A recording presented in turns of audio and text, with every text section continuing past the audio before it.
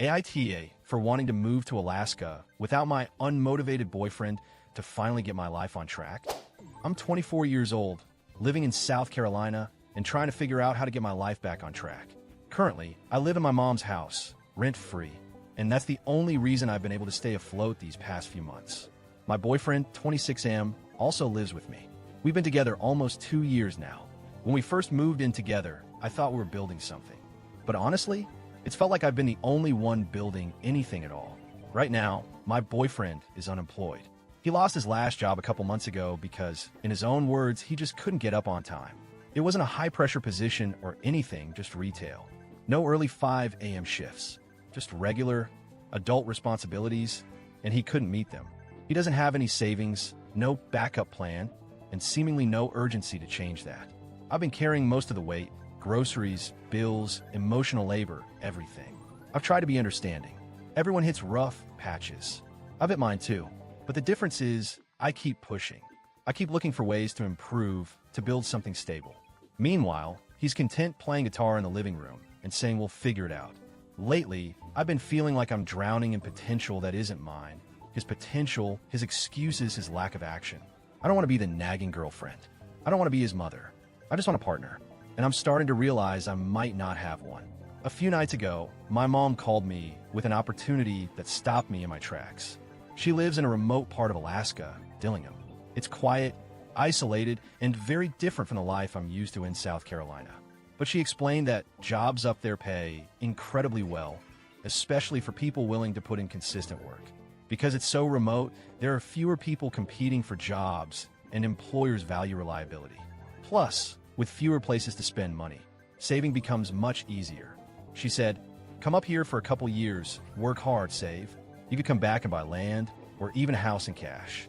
Start fresh. And she wasn't just suggesting it. She was offering her full support. Stay with me, she said. Get set up, no pressure. I felt hopeful.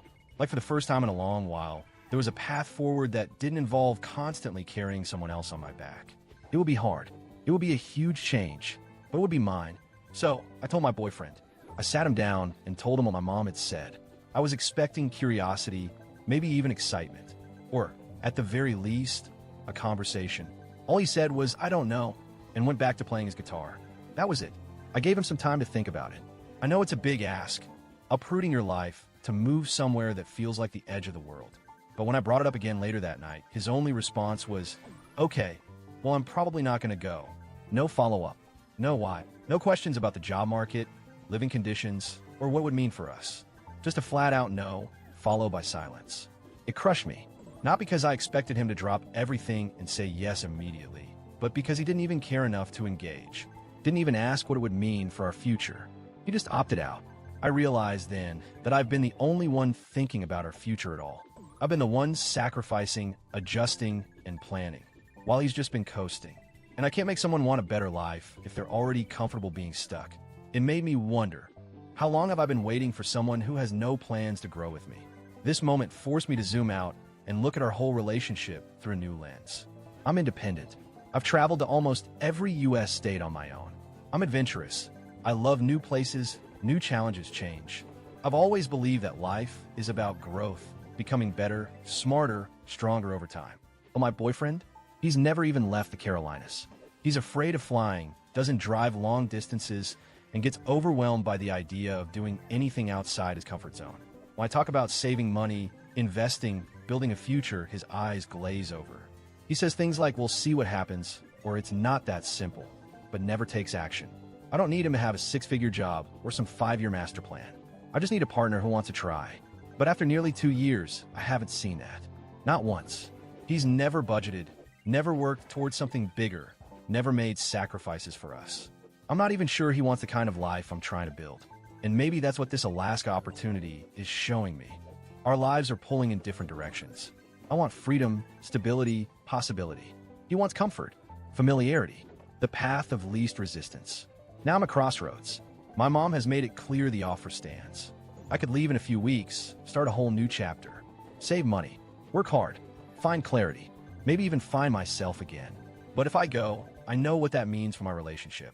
He won't follow. He won't fight for me.